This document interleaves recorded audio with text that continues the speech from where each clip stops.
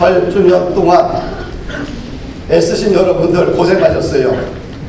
사실 뭐 목사야 뭐 애쓰긴 뭐 있겠어. 성도들이 고생이 많지. 5일 동안 회사에서 일하랴, 또 교회 와서 봉사하랴. 참 쉬운 세월은 아니죠. 네, 고생들 많이 하셨고요. 애쓰셨어요. 그래도 18년이란 세월 동안 견뎌왔다는 게 복이에요. 그쵸? 네. 견디냐고 목사도 고생했고, 우리 장로님도 고생했고, 우리 권사님, 안수 집사님들, 우리 성도님들 고생 많이 했어요. 18년이란 세월이 흐르고 나니까 어때요? 애들도 저렇게 다 커서 청년이 되었죠. 이쪽에 있어요. 예. 요번 주에 전체 다 밀어야 될 것 같아요. 그렇죠? 이게 전체 다 밀어야지.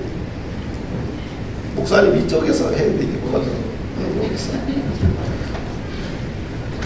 그래서 우리가 서로 좀 위로하십시다. 예? 예. 목사도 좀 위로해주고, 또 성도들은 제가 이게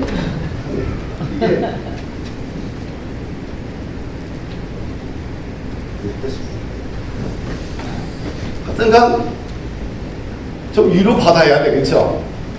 너도 위로받고 나도 위로받고 장로님도 위로받고. 그쵸? 하여튼간 서로 위로하면서 오늘은 좀 보내십시다. 위로받으면 일단 가슴이 좀 따뜻해지잖아요. 마음에 정서적인 좀 이게 틈, 공간이 좀 생기지 않겠어요? 그쵸? 네. 할렐루야. 이 마태복음 5장에서 7장까지 내용은 뭐 간단하지요. 뭐 예수님이 산상수훈, 산상복음이라고 하죠. 산에서 예수님께서 아주 보석과 같은 말씀을 하셨는데, 우리 그리스도인들이 천국의 시민을 갖고 있지만 또 이 땅의 시민으로 살아가게 돼요. 그럼 이 땅의 시민으로서 우리는 어떻게 살아야 되느냐? 그 시민의 윤리의식, 그런 가치관을 제공해 준 거죠. 그래서 마태복음 5장에서 7장은 굉장히 중요합니다. 우리 그리스도인들이 어떻게 시민으로서 이 땅에서 살아갈 것인가, 삶의 문제, 가치의 문제를 제공해 주기 때문에 그래요. 근데 한마디로 이야기해서 그건 거꾸로 살자는 운동이에요. 그냥 거꾸로 살아라. 거꾸로 살면 문제가 안 돼요. 그쵸? 거꾸로 사는 거 해석이 필요 없죠. 오리를 가져가면 넉넉하게 얼마를 더 가져야 돼요? 10리 가져라. 걷어달라면 뭐까지 벗어줘요? 속까지 벗어주면 되는 거예요. 한쪽 뺨을 때리고 나면 다른 쪽 뺨도 돌려줘. 그러면 싸울 일이 있을까 없을까요? 없어요. 정서적인 여유와 공간이 생기게 되죠. 넉넉히 품을 수 있겠죠. 요즘 우리 세상은 뭐예요? 빨리빨리 경쟁시대에, 그쵸? 그러니까 뭐든지 빨리빨리 가야 돼요. 그러다 보니까 사람들의 여유가 없어요. 이 내면에 굉장히 아주 그냥 상박해져가고 황폐져 갑니다. 이게 너무 이 자본주의 경제 체제에 너무 익숙해지다 보니까 여유가 점점 없어. 내 안에 공간이 점점 비어져 가요. 그런데 마태복음 5장과 7장을 보게 되면 그런 공간을 만들어줘요. 할렐루야. 그러면서 7장에 들어와서 이제 원래 비판하지 말라 이야기를 해요. 우리가 비난과 비판은 다른 얘기지, 그렇죠? 비난은 인격적으로 그 사람을 뭔가 흠집을 내게 하는 게 비난이에요. 비판은 뭐예요? 문제의 사실을 정확하게 판단해서 이야기해 주는 거예요. 그러니까 비난과 비판은 다른 건데 예수님은 비판하지 말라고 그래요. 그것까지도. 그러니까 예수님은 우리 인간상에서 우리가 단어적인 개념을 보면 비난과 비판이 있는데, 비난은 그 사람을 모욕 주고 그 사람을 업신여기고 그 사람을 해코지하려고 하는 게 비난이에요. 망가뜨리기 위해서. 근데 비판은 뭐예요? 사실 있는 것을 정확하게 판단해서 전달해 주는 게 비판이에요. 그런데 예수님은 뭐예요? 비판까지도 하지 말라고 해요. 결국은 비난과 비판은 이 공동체를 어떻게 돼요? 살리기 쉽지 않다는 얘기예요. 또 이어서 또 무슨 얘기를 하면 기도하라. 그러면 반드시 응답받을 것이다. 믿으세요? 그럼 기도하면 너 힘드니? 문제 있니? 꿈이 있니? 뭐 기도하라는 거예요. 왜 기도할까요? 내게 없으니까, 내 힘으로 안 되니까, 부족하니까. 그러니까 뭐라고 그래요? 부족한 인생들을 향해서 예수님이 뭐예요? 기도하라. 그러면 뭐예요? 하늘 문을 열어주시겠다고 하는 거예요. 할렐루야. 그 다음에 어떻게 살아야 되느냐? 좁은 문으로 들어가라. 세상은 넓은 문이 있고 좁은 문이 있다는 거예요. 넓은 문은 너도 좋고 나도 좋아. 행복해. 그래 안 그래요? 근데 좁은 문은 나도 들어가기 힘들고 너도 들어가기 힘들어. 그러니까 어떻게 돼요? 가기 싫은 거예요. 그런데 신앙생활은 뭐예요? 좁은 문을 늘 선택하고 좁은 문을 따라 좁은 길을 걸어가라는 거예요. 이 한마디 이야기에서 뭐예요? 사명의 길이라는 것은 말 타고 그냥 대장군처럼 화려하게 질주하는 것이 아니라는 거죠. 뭐예요? 나귀 새끼를 타고 초라하게 그러면서 걸어가는 것이 사명의 길이고 좁은 길이고 이것이 십자가의 길이고 예수님의 길이라는 거예요. 할렐루야. 하여튼간 좁은 길을 선택하면 인생은 내가 주님 따라가고 있구나 이렇게 생각하면 되는 거예요. 넓은 길은 나도 좋고 너도 좋아요. 편안한 길은 나도 좋고 너도 좋아요. 다 그렇게 살고 싶어. 다 그것을 인생의 로망으로 생각을 해. 인생의 꿈으로 생각을 해요. 그래서 10원 버는 것보다 하루 한 방에 3만 원 버는 게 나아. 그래 주식시장에 들어가서 어떻게 돼? 한 방 때려가지고 인생을 역전시키고 싶은 거예요. 우리 속에 다 그런 넓은 길에 대한 그런 사모함이, 간절함이 있어요. 그러나 그게 아니라는 거죠. 그리고 오늘 우리가 읽은 본문은 뭐냐? 그래 한마디로 오늘 본문을 전체적으로 총괄적으로 이해하면 열매가 있느냐는 얘기예요. 너 예수 믿지 않냐? 그럼 뭐가 해? 열매를 이야기하는 거예요. 마태복음 5장, 6장, 7장을 마무리하면서 예수님이 제자들에게 가르쳐주는 마지막 핵심은 다 좋다. 너에게 그러면 제자로서 열매가 있느냐? 열매를 한번 보여다오. 그런 얘기지요. 우리가 좋은 나무가 돼서 성령의 거룩한 열매를 맺기 위해서는 첫째로 겉과 속이 좀 같아야 돼요. 겉과 속이 좀 같아야 돼요. 15절을 보게 되면 거짓 선지자들을 삼가라. 양의 옷을 입고 너희에게 나오나 속에는 뭐에 노략질하는 일이라. 이 거짓 선지자들, 거짓 교사들, 거짓 성도들은 뭐냐? 아주 거칠에 아주 능숙하다는 거예요. 겉은 양의 옷을 입지만 속은 뭐예요? 노략질하는 일이다. 다른 말은 겉과 속이 다르다는 거예요. 이렇게 포장된 신앙생활 하는 사람을 가르쳐 뭐라고 그래요? 우리는 위선자다 이렇게 이야기하는 거지요. 그럼 제자들은 어떻게 살아야 되느냐? 학생들 빛과 소금으로 살라는 거예요. 그래서 너희 착한 행실을 사람들이 보고 하늘에 계신 너희 아버지께 영광을 돌리게 하라고 했어요. 할렐루야. 그 바울은 자신이 위선자의 삶을 살기 싫어서 날마다 이런 고백을 합니다. 내가 내 몸을 쳐 복종하게 하면 내가 남에게 전파한 후에 자기가 도리어 버림이 될까 두려워합니다. 이 바울 사도는 날마다 자신의 몸을 복종시킨대. 자신의 몸을 친대. 왜 그럴까요?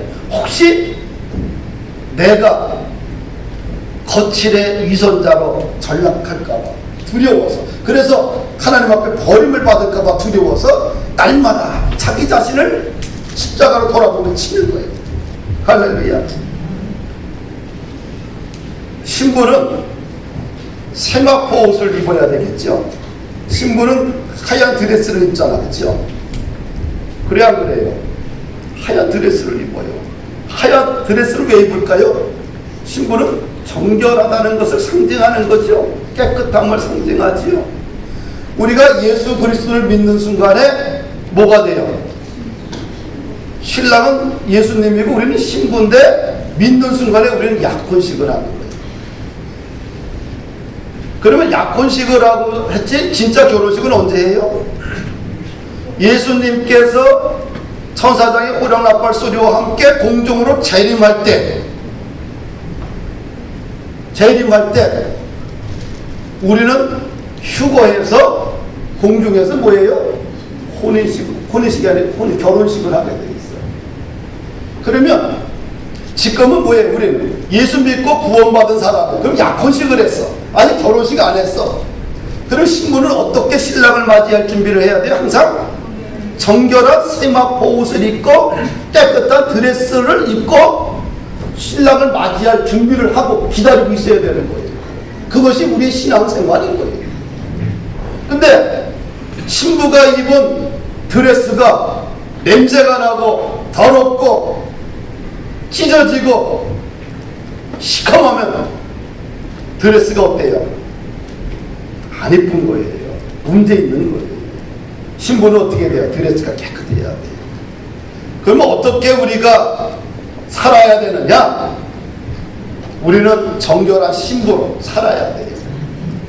그러니까 겉과 속이 어떻게 돼요? 날마다 십자가를 통해서 깨끗하게 씻음 받고 깨끗하게 날마다 씻으면서 몸과 마음가짐을 정결히 갖고 주님을 바라봐야죠. 할렐루야.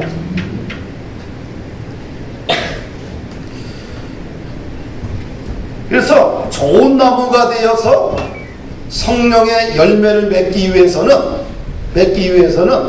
반드시 뭐예요? 겉과 속이 좀 같아야 된다. 오늘 본문을 통해 두 번째 또 우리에게 주시는 메시지가 뭐냐면 열매로 그들을 안다는 거예요. 16절 18절을 보니까 이 사람이 일인지 양인지 가짜인지 진짜인지 어떻게 구분하느냐? 열매를 보면 안다는 거죠. 가시나무에서 포도 열매를 거둘 수 있어요? 없어요? 없어요. 우리는 누구나 이런 자연의 섭리를 알아요. 포도나무에서 포도 열매가 나오고 복숭아랑 복숭아 열매 맺는 거예요. 보리수 나무에 보리수 열매가 맺듯이요. 그래서 열매를 보면 그 사람이 일인지 양인지 알 수 있다는 거예요. 좋은 성도인지 나쁜 성도인지 알 수 있다는 거예요. 사랑하는 여러분들. 그래서 열매가 참 중요하다. 열매가. 그래서 우리는 항상 무슨 꿈을 꿔야 되냐면 좋은 나무가 돼야 되겠다는 꿈을 꿔야 돼요. 할렐루야. 하나님, 우리 학생 여러분들, 나는 좋은 나무가 돼야 되겠다. 병들고 삐쩍 말르고 이파리도 없고 죽어가는 나무가 아니라 누가 봐도 어디 저 나무는 튼튼하다, 견실하다, 이파리도 무성하구나. 참 나무가 생명력 있고 살아있다. 그런 나무 좋잖아요. 여기 손가락 뒤에지는 거, 여기 있던 거 병들고 쭈글쭈글해서 내가 갖다 바꿔놨다가 버렸어. 그쵸? 보면서 스트레스 받잖아. 그쵸? 그래 안 그래요? 안 받아요? 이렇게 파릇한 게 좋지. 그쵸? 저렇게 파릇한 게 좋은 거야. 우리 사람이 봐도 생명력 있고 파릇파릇하고 뭔가 윤기 있고 왕성한 거 보면 야 좋다고 하는데 알아요. 병들어 있고 이파리 뚝 떨어지고 누렇고 앙상한 거 보면 아 저 죽어가는구나 알아요. 그래서 우리는 항상 어떤 생각을 갖고 살아야 되느냐? 좋은 나무가 돼야 되겠다. 이 꿈을 꾸고 살아야 돼요. 할렐루야. 학생 여러분들 좋은 나무가 돼야 되겠다. 꿈을 가져야 돼요. 할렐루야. 하여튼 좋은 열매를 맺기 위해서는 항상 좋은 나무가 돼야 되겠다. 그럼 좋은 나무가 되는 비결이 있어요. 뭐냐? 거듭나야 돼요. 거듭나는 거. 거듭난다는 건 뭐예요? 이 나무가 겉이 화려하고 예쁘고 왕성한 것은 속이 건강하기 때문에 그래요. 그리고 뿌리가 건강하기 때문에 그래요. 뿌리가 병들면 그 나무는 조금 지나면 다 죽어가요. 그 뿌리는 뭐냐? 우리 속마음이에요. 내면을 이야기해요. 그 내면이 예수 그리스도의 이름으로 거듭나야 돼요. 요한복음 3장에 보면 예수님과 니고데모가 대화가 나오잖아요. 니고데모가 유대인이면서 실력자입니다. 예수님을 밤에 찾아와요. 그러면서 어떻게 해야 영생을 얻겠느냐는 질문을 합니다. 예수님께서 니고데모에게 말하기를 사람이 거듭나지 아니하면 하나님의 나라를 볼 수 없다. 육은 육이고 영은 영이라는 거예요. 이 거듭난다는 게 뭡니까? 마음의 변화를 이야기해야 돼요. 이 마음이 영적인 은혜로 변화를 받아야지만 거듭난다는 거예요. 그러면서 예수님이 한마디 더 합니다. 모세가 광야에서 뱀을 든 것 같이 인자도 틀려야 하리니. 이스라엘 백성들이 죄악으로 인하여서 뱀에 물려 죽어요. 그럴 때 광야에서 모세가 기도하면서 하나님께서 비책을 주는데 노뱀을 만들어 장대 높이 달아라. 쳐다보면 살리라. 쳐다보라고 했더니 쳐다본 사람은 살아서 안 쳐다본 사람은 죽었어요. 노뱀이 어떤 신비한 능력이 있는 게 아니라 상징적으로 믿고 바라고 순종하면 어떻게 돼요? 살아난 것처럼 하나님께서 그의 아들 독생자 예수 그리스도를 이 땅에 보내주셨는데 그 예수 그리스도를 바라보고 사모하고 쳐다보고 고백하는 사람들은 영생을 얻고 하나님의 자녀가 되는 권세를 주는 거예요. 그런 좋은 나무가 되게 뿌리가 건강하게 출발점은 뭐냐? 거듭나야 돼요. 그래서 바울 사도는 말하기를 표면적인 유대인이 아니라 육체의 할례를 한 사람이 유대인이 아니라 진짜 유대인은 이런 혈통적인 유대인이 아니라 몸의 표피를 제거한 것이 유대인이 아니라 마음에 내면에 할례를 받은 사람이 진짜 유대인이다. 할렐루야. 그럼 진짜 성도는 누구냐? 진짜 그리스도는 누구냐? 간단해요. 거듭나야 돼요. 할렐루야.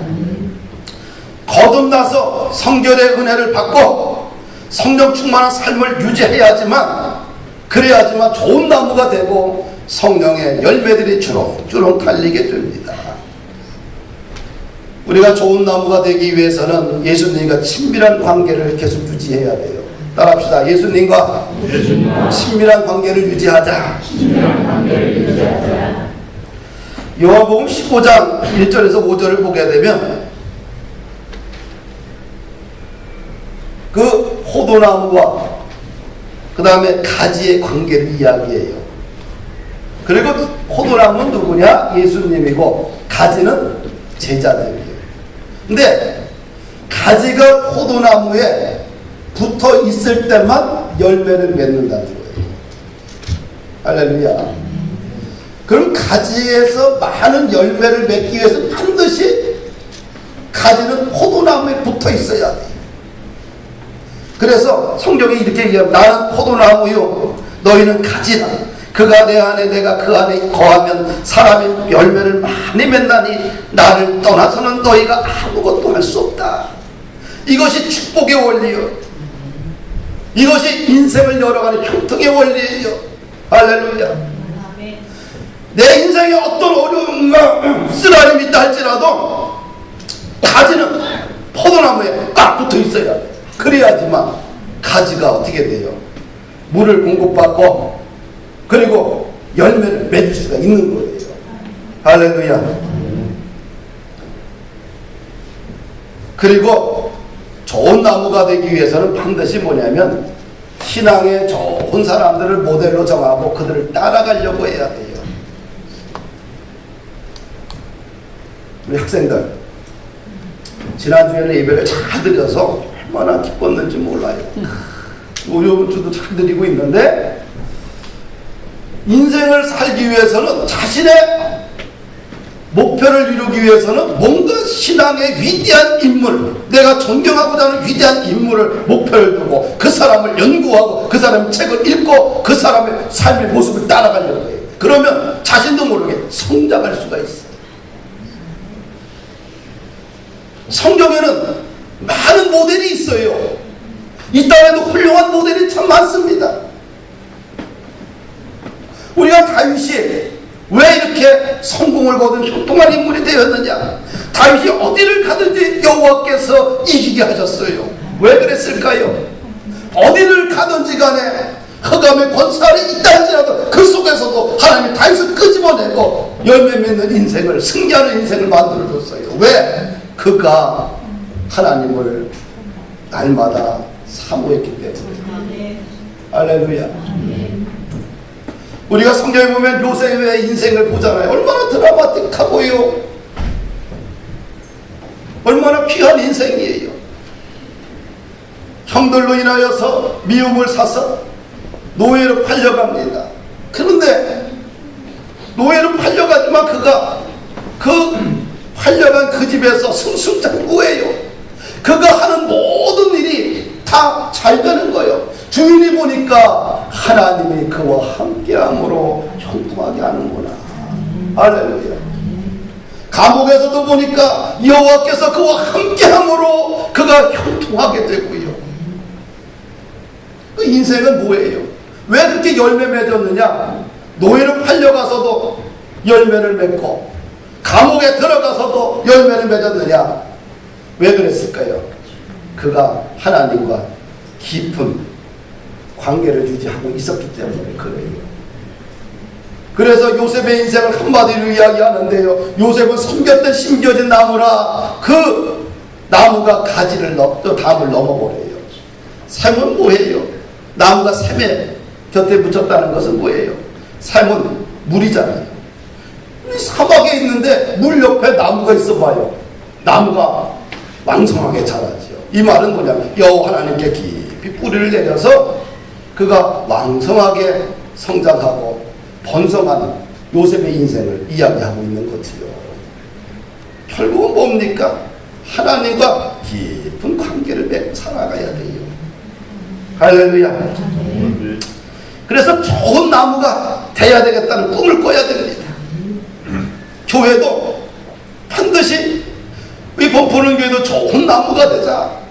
좋은 나무만 되면 열매는 자동적으로 열리게 돼 있어요. 그래서 교회의 방향은 뭐냐면 전성도들이 다 거듭나서 천성을 가야 돼요. 그리고 날마다 주님과 동행해야 되는데 동행은 뭡니까? 말씀과 기도의 삶을 날마다 살아야 돼요. 그게 동행이에요. 또 그것뿐만 아니라 인생을 하나님의 나라와 뜻에 맞춰야 돼요. 성경에 예수님의 관점은 천국입니다. 예수님의 복음의 핵심은 하나님의 나라예요.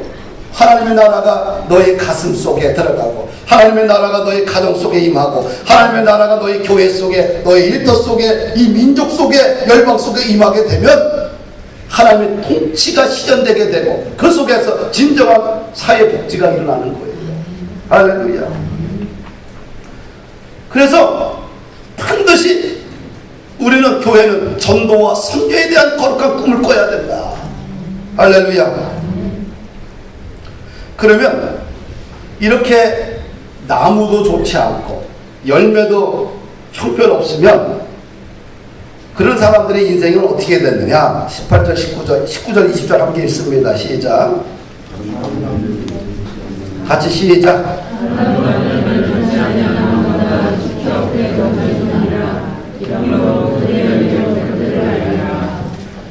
열매를 아름답게 맺지 못하는 나무마다 어떻게 해요? 찍혀 불에 던진다는 거예요. 이게 종말론적인 예수님의 심판 선언 아니겠어요? 우리 신앙생활이라는 건 단순한 고백으로만 되는 게 아니라 반드시 실천이 동반되어야 되는데 실천이 없는 신앙인들은 무가치한 존재로 종말론적인 심판을 받는다. 불에 찍혀서 불에 던져 태워버림을 당해버려요. 할렐루야. 그래서 우리는 뭐가 있어야 돼요? 신앙생활을 하면서 열매가 있어야 됩니다. 21절에 보면 천국에 들어가지 못하는 사람들이 있어요. 말만 무성한 사람들은 천국에 못 들어가요. 21절 같이 읽어봅시다. 시작. 나더러 주여 주여 하는 자마다 다 천국에 들어갈까 시원하니요 다만 하늘에 계신 내 아버지 뜻대로 행하는 자를 들어가리라. 이 말만 하고 주님의 이름으로 말만 하면서 이런 거칠의 신앙인들은 어디 못 들어가요? 마지막 날에, 심판 날에 천국에 못 들어가요. 그래서 성경은 뭐라고 그래요? 말씀은 듣고 보고 지키는 자가 계시록 보면 복이 있다라고 말씀하고 있는 거예요. 할렐루야. 23절 주님의 평가입니다. 22절 한번 읽어봅시다. 구체적으로 어떤 사람은 천국에 들어가지 못하는가 읽어볼까요? 시작.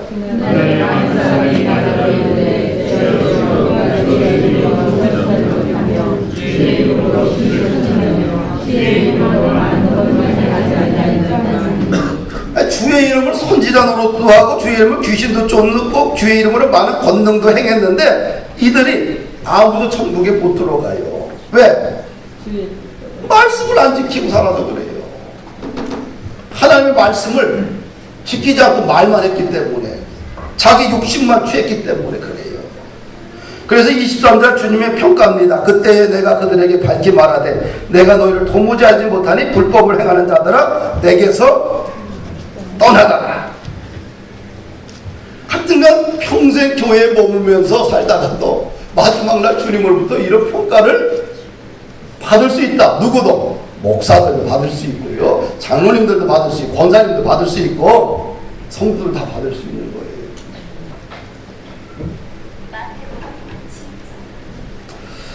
우리나라에 많은 질병을 기도로 고친 사람이 있어요. 그 사람이 현신의 권사님인데 그분의 입신 체험 이야기가 있어요. 권사님이 어느 날 죽어서 천국에 들어가요. 예수님을 만났는데 근데 주님이 그런 거예요. 나는 도무지 너를 알지 못한다. 그 권사님이 큰 충격을 받아요. 그러면서 우리나라에 당시 유명한 목사님들의 이름을 댑니다. 이분 아십니까? 그러니까 주님이 뭐라 그래? 모른다. 이러한 체험을 하고 나서 다시 그 현 권사님이 살아나게 돼요. 그래서 자신의 모든 재산을 다 정리합니다. 그리고 그 많은 재산을 서울의 유명한 교회에 유명한 목사님에게 다 드리면서 하나 주님이 기뻐하신 일에 써달라고 부탁을 해요. 그러면서 생겨난 것이 뭐냐? 북한 선교예요. 할렐루야.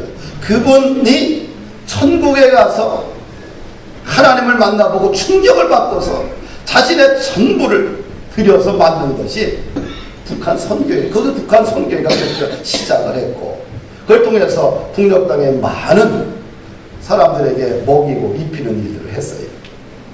할렐루야.